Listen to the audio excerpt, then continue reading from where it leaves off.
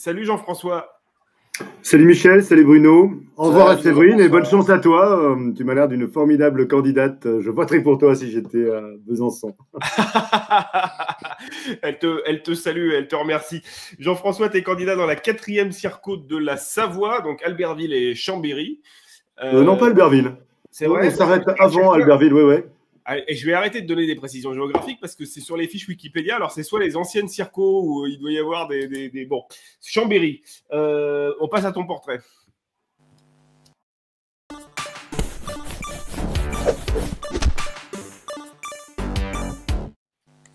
Jean-François, tu es candidat donc dans la 4e circo de la Savoie. Tu as 56 ans, tu es ingénieur commercial. Ton savoir-faire, ta recette préférée, celle que tu maîtrises, c'est la pizza faite maison. Et surtout, tu as une spécialité, c'est de squatter l'antenne de France Inter, puisque tu en es à 200 interventions sur l'antenne de France Inter, ce qui est quand même beaucoup. Donc, je te donne le sobriquet de député pirate, parce que vraiment, genre, pour avoir tenté de le faire quelques fois, c'est vraiment difficile. Il y a vraiment un barrage pour squatter l'antenne de France Inter. Et là, maintenant, il faut que tu nous donnes tes recettes. Obligé, en fait. Parce que 200 fois, c'est impressionnant. Il faut quand même préciser que sur ces 200 interventions, il y en a quand même une partie importante qui se sont produites avec l'émission de Là-bas si j'y suis et Daniel Mermet, dont j'étais un habitué à l'époque où l'antenne était hertzienne avant qu'elle ne devienne numérique. Mais bon, voilà quelqu'un à qui je transmets toute mon affection et mon admiration parce que c'est un véritable journaliste merveilleux. Voilà, et j'ai eu la chance d'intervenir très, très souvent sur son antenne avec des postes en quelque sorte provocateurs ou on va dire philosophiques. Et tu as eu Léa Salamé et Demorand récemment ou comment ça se oui, passe souvent, oh là là. Ah ouais, alors, comment tu fais? Vas-y, comment? Je ne sais pas, j'appelle au bon moment, je dois avoir une sorte de feeling ou alors moi, j'ai peut-être une ligne directe sans le savoir. Ouais, tu n'utilises pas des noms d'emprunt pour qu'ils ne te réinterviewent pas trop souvent. Enfin, non, c'est ok. Non. Bon, bah, c'est pas mal.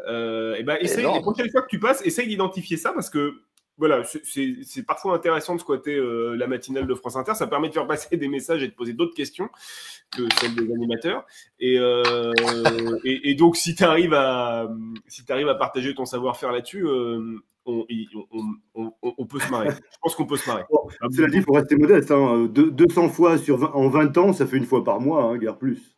Bah, c'est pas mal, hein. T'es passé plus souvent que moi sur France Inter, hein, excuse-moi. Oui, J'ai eu une chronique pendant 2 ans. Donc, excuse-moi, ça fait plus. Ça. Allez, on passe à la question honteuse.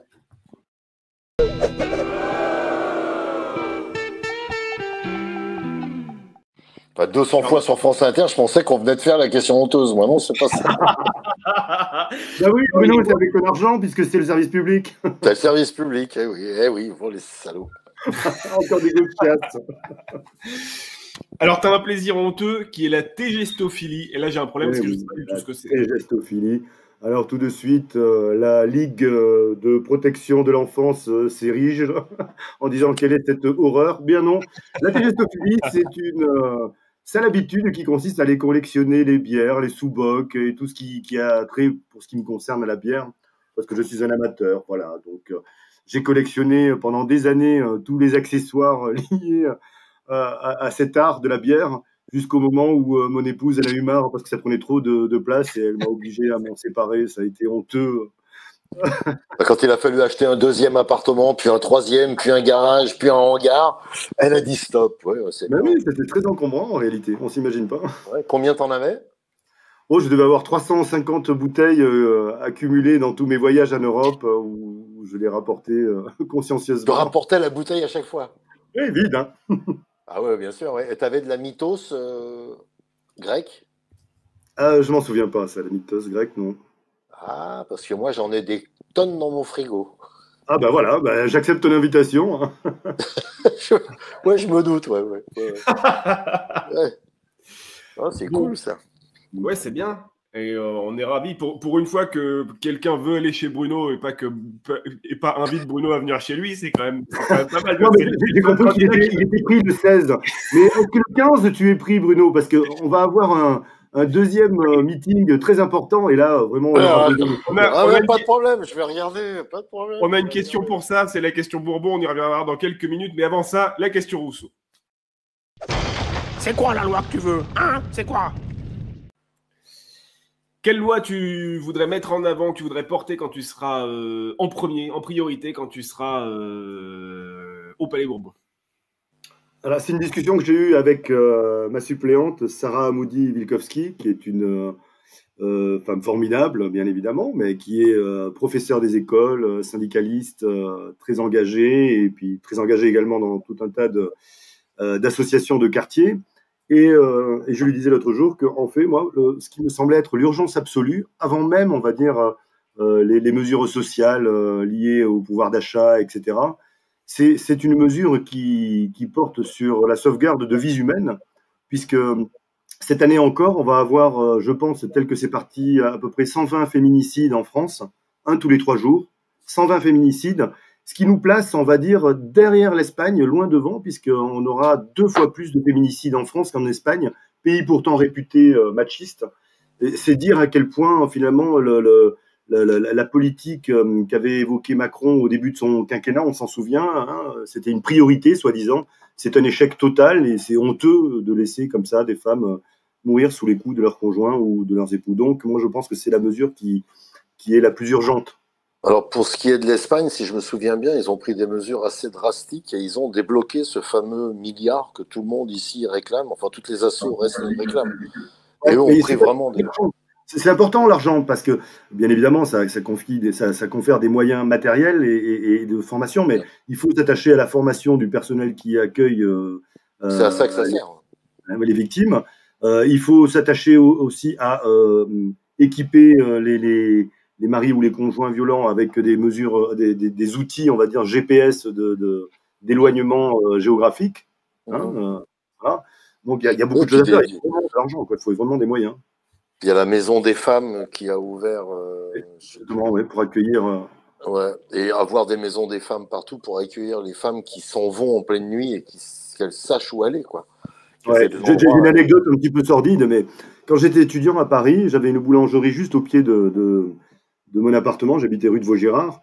Et il y avait donc une boulangerie. Et un soir, en rentrant tard, avec le dernier métro, vers 1h du matin, je trouve ma boulangère habituelle, celle qui me vendait le pain le matin, qui était devant la boulangerie. Elle devait habiter un petit peu plus haut.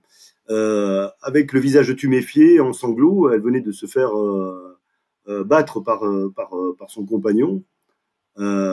Et bon, ben voilà, c'est un souvenir assez traumatisant.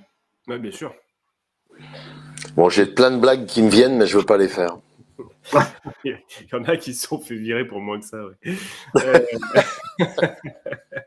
C'est très important et c'est important de le signaler, ce fameux milliard. Et ce qui est très important, c'est que ça a été fait en Espagne. Effectivement, tu as raison de le préciser. Oui, ils sont parvenus. Pourtant, je vous dis, c'est un pays dont on dit qu'il est machiste, etc. Mais bon, quand on veut, politiquement, on peut.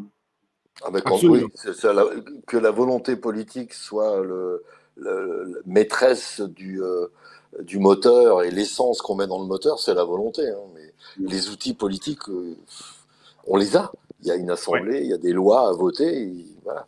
Bon, il faut la volonté. Et je ne sais pas quelle est la volonté de cet actuel gouvernement très provisoire.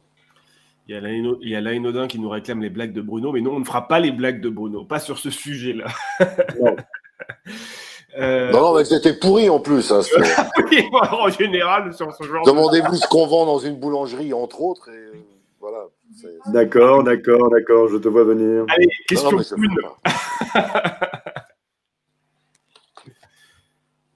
C'est mieux.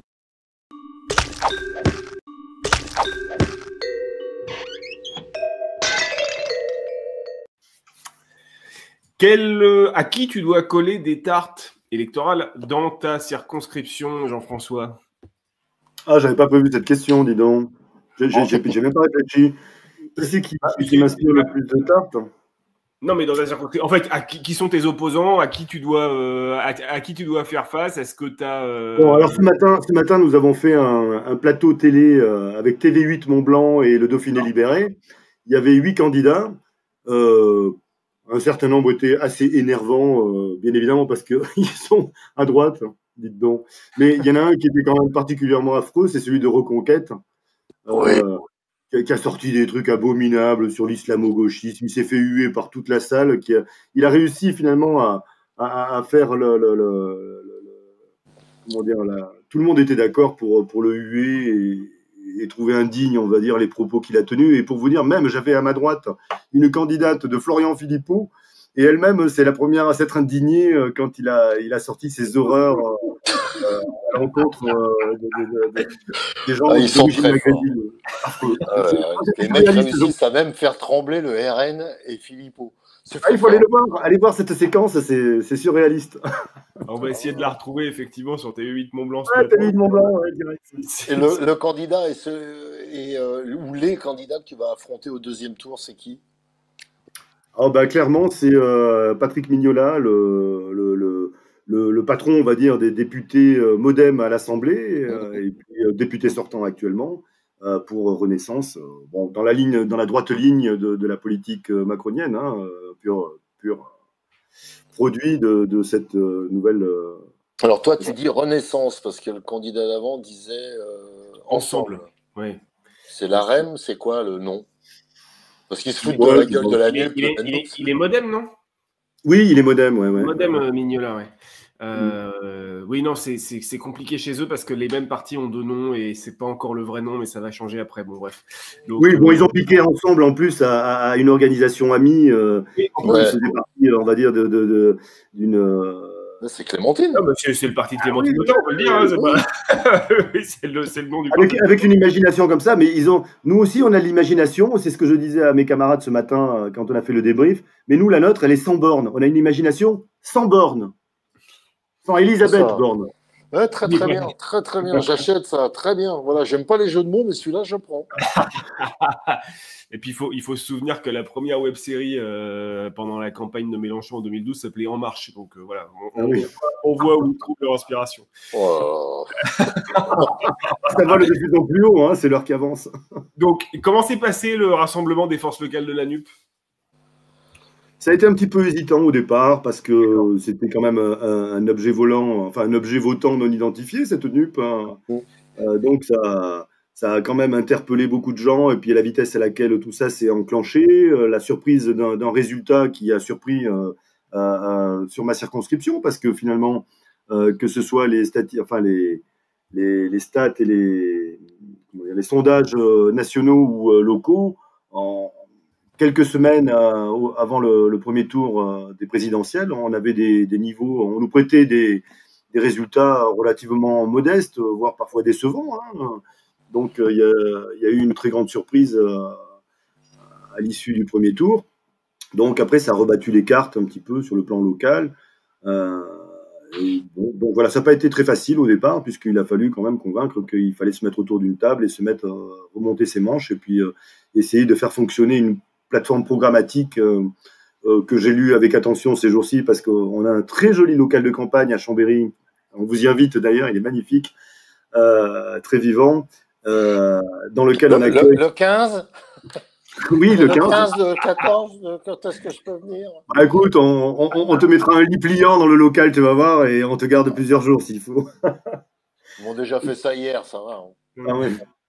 Donc, voilà, on a une plateforme programmatique qui satisfait beaucoup de monde. Tout à l'heure, j'ai fait une réunion publique dans un village de la circonscription. Il y avait essentiellement des communistes, en plus de l'ancienne génération, en quelque sorte, hein, pas des tout petits nouveaux de 20 ans, pas des lapereaux de 6 mois. Et puis, on a trouvé quand même beaucoup de points de convergence. Et puis, du coup, sur ma circonscription, en tout cas, on a beaucoup de coups de main de nos camarades communistes, Verts, PS. Enfin, tout le monde s'y est mis. Et donc, c'est agréable de faire campagne dans ces conditions. Voilà. Génial. Ça, c'est super. C'est super de voir que ça se passe comme ça. C'est normal au début qu'il puisse y avoir des réticences, surtout après une présidentielle qui a pu être un peu violente. Mais voilà, effectivement, que dans les 15 derniers jours, les 3 dernières semaines, les choses se passent ensemble et dans le même sens. C'est top. Bravo à toi d'avoir su rassembler tout ce monde-là. C'est génial. On va passer à la question Bourbon.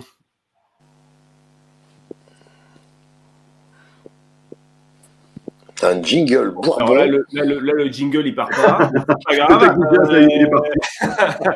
C'est.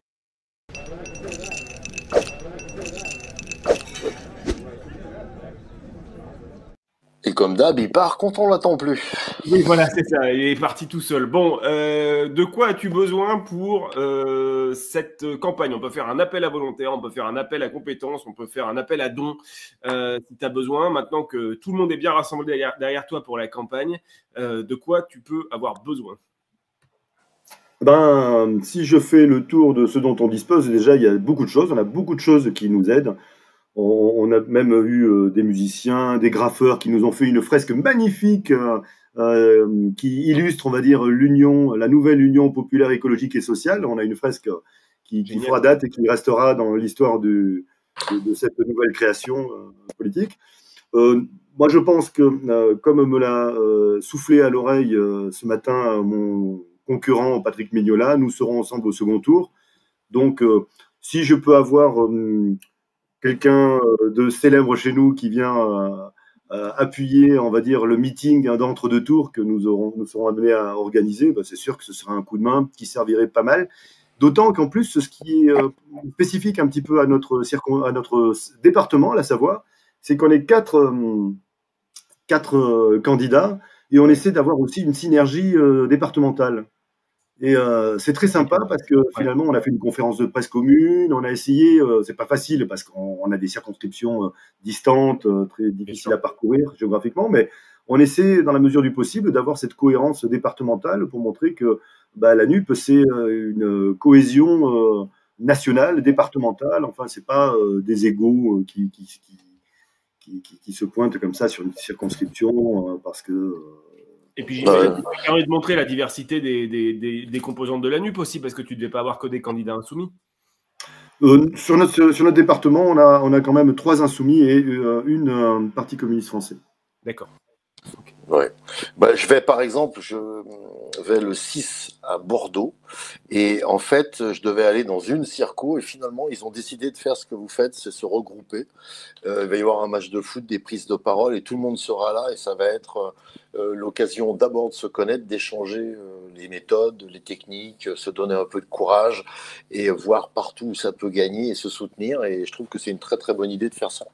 Donc je serai là le 15, le 14, tu me dis ? Non, mais si tu veux quelqu'un de connu, c'est pas moi. Donc j'ai déjà bien compris. Comment ça, Bruno? Attends, on connaît quoi ici? Je veux dire, on le nombre de gens qui m'ont dit on veut Bruno, on veut Bruno. Alors, ça, la fausse modestie pour éviter d'aller en Savoie. Je la connaissais pas, cette excuse, elle est pas mal. Excuse-moi, Besançon, c'est pas sur la route par hasard? Bah si, tu peux descendre par Besançon et faire un petit crochet. Donc c'est l'inverse en l'occurrence. Il faut aller jusqu'à Chambéry. Puis il vaut mieux commencer par Chambéry quand même. À Besançon. Ouais. Tu vois, non, le 17, je peux pas malheureusement, mais le 15, il y a des mecs derrière qui sont en train de se dire mais non, attends, et nous, attends, attends. Mais si on faisait ça, mais attends, on va rester en contact, mais si on peut faire ça le 15, par exemple, et que je vais dans ta circo, ce serait bien qu'on regroupe les 4 et qu'on essaie de faire une sorte d'événement un peu rigolo. Je pense que si on propose ça à mes collègues, ça va leur faire plaisir. Donc, ça peut être un vrai truc à faire et prendre, donc ce sera le second tour, tout le monde y sera, et ce sera le moyen, enfin le moment de mettre des tartes à ceux qui seront en face. Et Mignola, bon, moi je connais Bérou.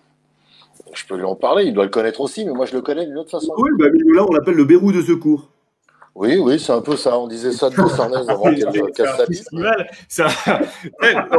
Pourquoi c'est un vrai humoriste, tu vois. Il n'a pas peur de faire des blagues. Mais de Sarnez, paix à ses cendres, elle disait, on l'appelait la roue de secours, le Bérou de secours aussi. Mais Bérou, j'ai des anecdotes sur Bérou que je peux pas faire publiquement, mais je connais quelqu'un qui l'a fait chialer dans son bureau en allant contrôler sa vie, la peau. Ah bon? Oh oui, il l'a fait chialer en disant voilà ce que j'ai. Et l'autre dit arrête, laissez-moi tranquille. Un inspecteur des finances qui est très très très très connu maintenant, mais je ne vous dirai pas qui c'est là. Ouais. Bon. Mais c'est j'ai des billes dessus, on peut rigoler. Bah oui, exactement. Écoute, Bérou qui venait squatter les ventes de DVD des Guignols à la Fnac. Quand on faisait des réunions à la FNAC, il se pointait, il prenait le numéro, il disait je suis tout à fait d'accord, et après il faisait 20 minutes tout seul. Et nous, on se foutait de sa gueule, les gens riaient. Non, c'était marrant, hein. Il l'a fait 2 fois. Hein. Ah, il aime attirer la lumière, lui. Hein. Ah oui, il aime ça, ouais. Mais en même temps, c'est un conseil que je donne aux Absolument. candidats qui n'ont pas tout à fait la lumière qu'ils méritent et qui sont dans une circo où il y a un ministre ou un mec un peu connu qui se présente en face d'eux, leur dire chaque fois qu'il fait un événement et qu'il attire les caméras, allez-y et mettez-vous devant. Et foutez le bordel d'une façon ou d'une autre, bordélisez le moment. Et c'est de vous qu'on parlera. En mal au départ, en disant, elle a bordélisé, mais comment il s'appelle? Il s'appelle Tartampion. Mais c'est qui? C'est le candidat d'en face. Ah, la NUP, c'est quoi la NUP? Et hop, c'est en route. Oui, effectivement, on a eu une petite formation de Caroline Dehaas qui nous a gentiment prêté un peu de son temps pour aider les candidats à avoir, on va dire, les bonnes postures ou les bons réflexes médiatiques, on va dire, devant les médias. Et c'est vrai qu'il faut absolument être sous la lumière en ce moment. Il faut... déjà, pour avoir le bon réflexe dans un média, il faut arriver jusqu'au média. Et quand le média vient pour un autre candidat, il faut aller se mettre devant, ou derrière, ou faire un truc qui fait que la caméra, à un moment, elle se tourne. N'oublie pas que les médias, aujourd'hui, sont friands d'événements, même micro-événements. Ils sont friands de ça. Parce qu'un candidat, même un peu connu, qui va dérouler son programme en disant que c'est lui le plus grand, le plus beau, le plus fort, si à côté il y a un pétard, des gens qui font la fête, qui rigolent et qui chantent nup nup nup pourra, la caméra elle va rester un moment, puis à un moment elle va hésiter, puis à un moment elle va dire mais il se passe un truc là, bordel, et c'est ça qu'il faut. Mais bon, c'est question ninja. Bah oui, c'est toi qui as le jingle. Ouais, mais je clique dessus. j'ai pas le bouton. Hein. Non, mais c'est pas grave. Bon, alors.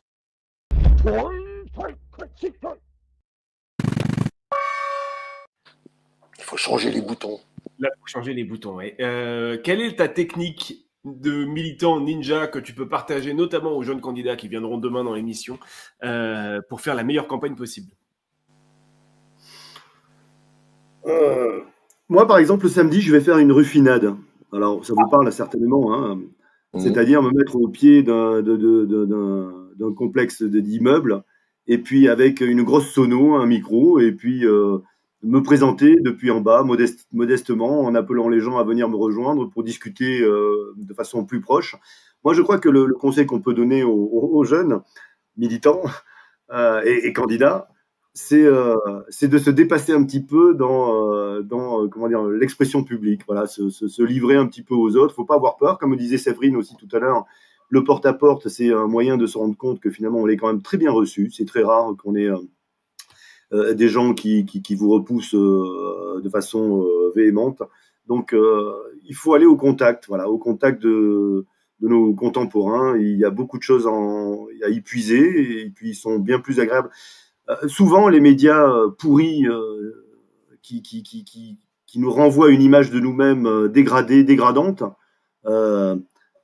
c'est déprimant, parce que la réalité, c'est que les gens qu'on croise dans la vie de tous les jours, ils sont bien plus beaux que l'image que ces médias-là veulent nous renvoyer de nous-mêmes, finalement. Voilà. Eh ben, écoute, et ça va dans le sens de tous les témoignages qu'on a eus jusqu'à présent, effectivement, aller au contact, poser des questions ouvertes, écouter les gens, faire du porte-à-porte et maximiser ça sur toute la campagne. En théorie, c'est ce qui fait une campagne gagnante.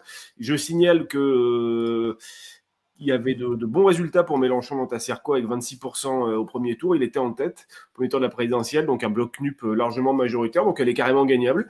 Il y a moyen de faire quelque chose de super et de te retrouver au Palais Bourbon le 20 juin. Merci Jean-François. Oui, merci de votre accueil, c'était bien sympa. Et puis, vous êtes bienvenus à notre local et sur notre circonscription pour continuer à animer avec... On se met en contact, c'est-à-dire que je veux bien venir le 15, mais toi, tu viens le 20 au Palais Bourbon, sinon ça sert à rien. D'accord, on fait comme ça, d'accord. C'est ça, on fait un petit échange de... Bruno Gassio sera en tournée à Chambéry le 15, à Besançon le 16. Voilà, on a la tournée de Bruno Gassio. On remplit son emploi du temps en direct, c'est pratique pour lui, il travaille. Ça je le note, attends, je le note. Non, mais j'ai regardé, je regarde. Séverine, elle a vraiment pris rencard. Elle. Ah oui, Ah oui, ouais, bah oui, oui. Ouais, Mais ça, c'est les nanas, elles sont plus douées que nous, hein, pour ça. Bon, allez, on va arrêter parce qu'on se fait des topés pour des remarques, bon, des fois. Ah oui. Merci Jean-François, 4e Circo de la Savoie. Merci. À Ciao. très vite. Bon courage à Bientôt, toi. ouais, bonne Et rendez-vous campagne. le 20 juin au Palais Bourbon. Exactement. Salut!